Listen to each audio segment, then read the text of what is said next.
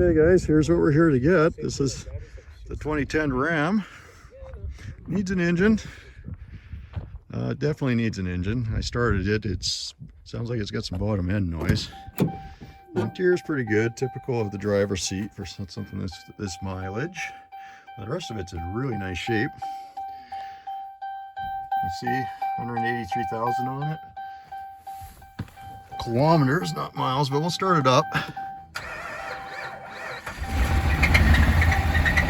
Yeah, that's pretty bad. All right, so we climbed it up there just barely. We got to move it ahead about 3 or 4 feet, get it more centered. You just got to floor it. It's got some serious knocking going on. I think I'm gonna go help push.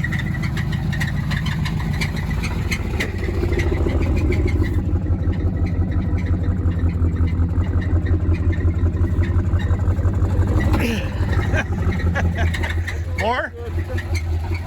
You want a little more? Oh, we're going good. You're struggling hard. Yeah. Oh well. All right, so we got her loaded, strapped in, ready to make our way from home. It was not very happy about getting on that trailer, but it had enough juice to make it up, but not much. I don't think it had enough. It had enough when you were pushing. Yeah, we got 2 guys behind it shoving it on, and then it could make it up. But it's a good project truck, looks like. Got a few extra things we need to work on, the bumper and some odds and ends. Looks like it's had a little scrape here, but if we can't fix it, we'll find a new one. Yeah, this side looks like it's had a little bit of stitching done, and it hit the ditch here, but that's what we're going to work on. We'll fix all that, throw a new motor in it, be good as new. Someone's new favorite toy. Actually, this thing will go with a hemi in it. Hey, this thing should go. Well, because it's not the extended cab and whatnot, and it's got the short box, it should be a little hot rod. Yeah, so, yeah. Be nice little. It'll live up to the name Sport. Right on. Let's get on the road.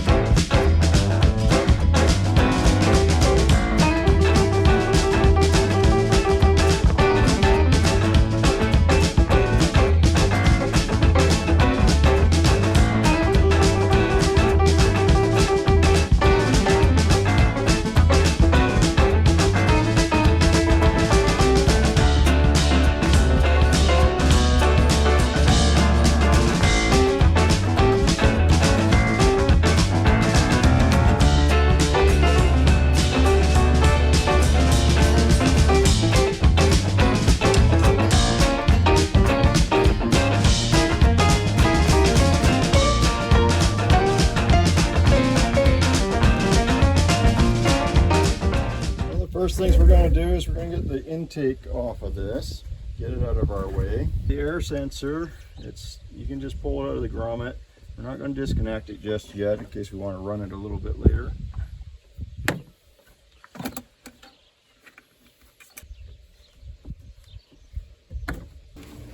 There, just get this out of the way. There we go. I got a lot more room in there now. First thing I'm going to get on, getting this valve cover off right here. So to do that, just disconnect the coils. Just to push with your thumb a lot. We're going to take an 8mm, get all these out, do it in a circular pattern. So I'm going to get to work on that, and then we'll get back and see what the rockers look like in here.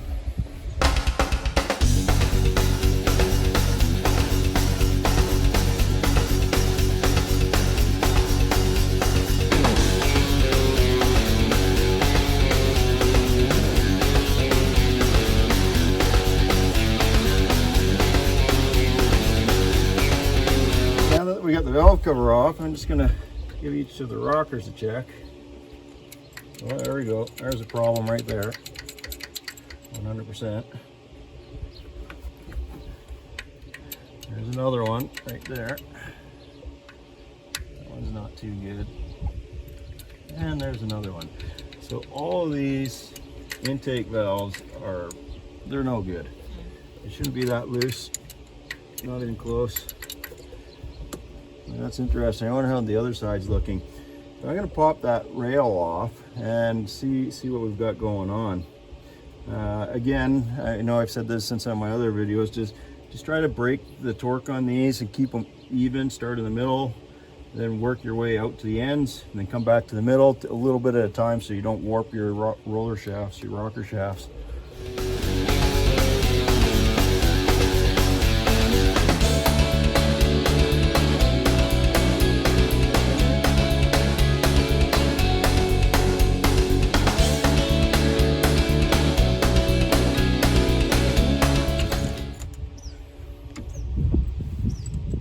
Okay, check your pads see if they're hammered. They'll be pitted if they've been hammering. These ones aren't too bad, so that's usable. Also check the balls, the cups are good in them. And you can see we got a bit of a wear pattern on that push rod there. Got that mark in there. Yeah, that one's got some funny wear on it too. So push rods have some bad wear on them. They're going to need to be replaced. At this point, we know we have to take at least this head off. So I'm going to start taking out the radiator, taking off the intake, stuff like that, because it's all got to come off anyways. We're going to have to at very least get this head off, get those lifters out. Imagine the cam's shot. So if we take the rad and everything out, we can just pull the cam out in situ. Normally what I would do is I would pull this engine out and just replace it. However, this truck's a little bit rare. It's well, it may not be worth much right now. It's actually a fairly low mileage truck for the year, still under 200,000 K. It's a 2010 Ram Sport, regular cab, short box. They didn't make many of these, so I'm going to try to keep this engine in here because it's the original engine for the truck. And might as well keep the original numbers matching just in case it makes a difference in the future. May or may not, don't know, but if we can, might as well leave it intact. Okay, well, I'm going to carry on. You've seen me pull radiators and stuff off of other trucks if you watch some of my other videos, so no need having to watch all that. Okay, one thing I will point out, since we're trying to leave the air conditioning system intact, for now anyways, is you're going to have to undo the bolt here to get the radiator out, and you're going to have to undo the transmission cooler condenser bolt down there too. And I think there's one other one. It looks like we don't have it on this one. There's a bolt that goes through there. You have to get that off to get your transmission cooler lines detached from the radiator. So I'm going to work on all that stuff, and then we'll get to work on pulling this out. And there's a few bolts that hold this trans cooler on. I think there's another one. Yeah, there it is right there. Have to get that one out too. Right there. As you can see, we have a fully assembled engine for the most part. But I'm going to show you how to get this intake off and what's necessary to take off to get that intake off. And you don't have to take the alternator off or anything like that in order to get this off. You do have to disconnect this bracket here. You do have to undo your injectors and a couple connectors at the back and the 8 bolts that hold it down. So the 8 bolts that hold these down, you're also going to have to, of course, take off your throttle body connectors. But the 8 bolts that hold these down are an 8mm. These are typically a 13mm to get those off, and those are pretty much the only sockets you're going to need. You're going to need a special tool for the fuel line. Ones I use look just like that. This size here, which is a 3/8. And that's about it. That's all you really need to get the intakes off of these. You gotta be very careful on especially on the earlier trucks, with the connector on the back for the short runner valve solenoid or motor, whatever you want to call it. It's a very short wire. You can easily damage it. So at the very back, you have to be very careful when you take these off. I'll just we'll go through that in a little more detail when we get to that point.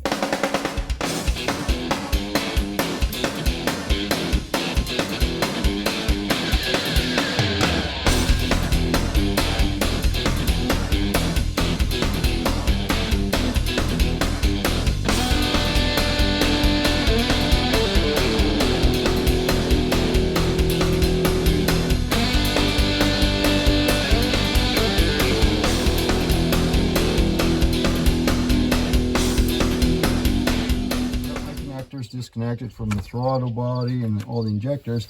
I have not done the ones at the back yet because you gotta kind of get it loose. There's our map. The other one's a little tough to get at blindly, so what I'm going to do is I'm going to lift the front of this up, pull it ahead just a bit, and then I can get on that connector. I think we'll pop the fuel line off.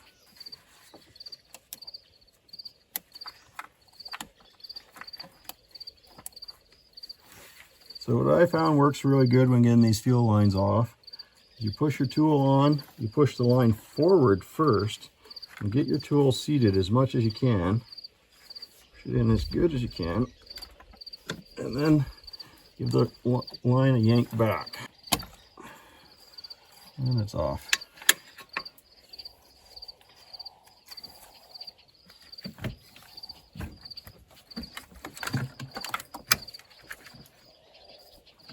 And like I said, you gotta be very careful. This connector is very short back here. Hopefully it doesn't still have the lock. It does, yay. Come on. Oh, yeah, we got it. There you go. Intake is off. But here's that connector I'm talking about. This one might have had the service bolt undone. It does look like it's a little longer. You just gotta be really careful with these. Being as we know we had some bad lifters on this side, or at least they seem to be bad, I think I'd like to pull that head off. The other thing I can do is I can pull the timing cover off and look at getting the cam out, but I think I'm going to pull this head off. So what I'm going to do is I'm going to get down here with a couple 14 mil wrench, get the exhaust unbolted, and leave the manifold on the head, and then we're going to take all the head bolts out and just lift the head off, and we can get to our lifters and have a look at what's going on. So I've got the exhaust disconnected. Next thing I want to do is I want to disconnect the bonding strap at the back of the head. It's a 13 mil to do that. Now the main head bolts are 15 mil. And then you got 5 up here that are 10 mil. Little guys. You gotta remember to get those too. You want to try to take all your bolts off kind of in a spiral pattern when you take your heads off, and well, most components really. And why you do that is to prevent warping the component. If you leave it clamped unevenly, it can sometimes warp. You want to avoid that because then it doesn't seal very good. Yeah, we're going to need our 15 mil, and we're going to get as many as I can with the impact, and I'll move over to the breaker bar.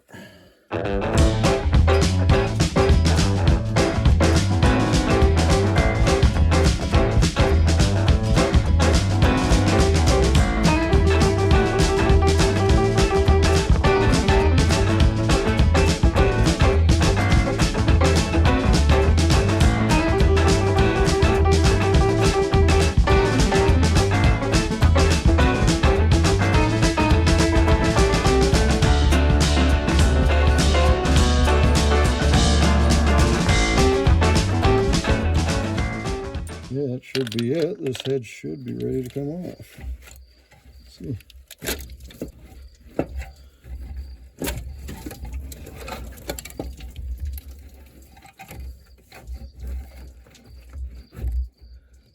Oh, oh. No O2 sensor. Good. Not like the car. Couldn't remember enough.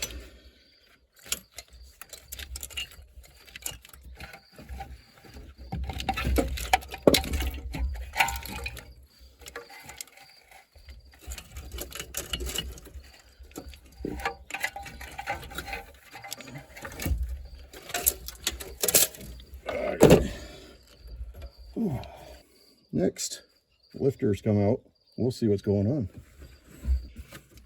It's kind of nice working outside sometimes. It's kind of nice, kind of not. Especially when you gotta go walking for your tools, but that's all right.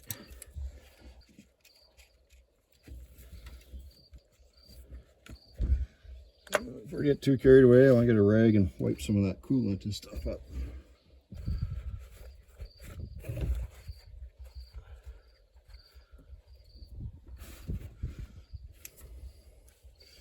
Okay, if you remember, the only one that had good tension on it was up here on number 2. Stay in the cup, please.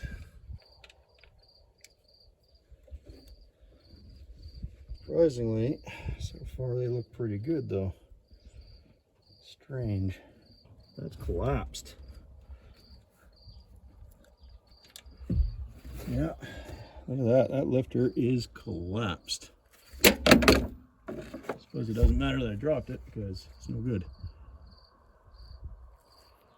Now, well, you can see that. That sucker is right collapsed. Huh. That one's dropping down too. That one's collapsed too. It's very strange. That one's good. Now, I wasn't going to pull it, but I decided to pull it because I thought I felt some play in this back piston. Maybe some rod play. Definitely it does have some knock to the piston. So I decided to pull it. We'll take a close look at it. I do have a replacement engine I can go in here. One of the things I wanted to point out though is the air conditioning. If you're really careful with this air conditioning, you can actually get the engine out without disconnecting it. You can see I still have it all intact. And you just kind of weave it around everything and take your time. You can actually get it out of here without disconnecting it. Left the hood on as well. We managed to get it out with the hood on, air conditioning still attached. So just gotta be very careful, take your time. It can be done. If you get the fan off, even easier. The engine that's going to go in here, we don't have the front timing cover on, so it'll be really easy to get around all that stuff. Speaking of which, I'm going to get ready to throw that one in here.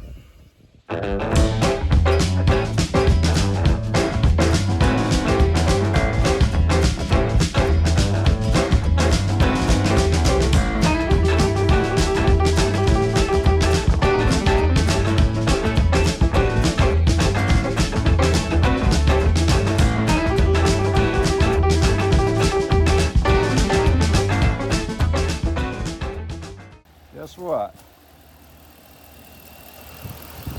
Yeah, listen to how quiet that is.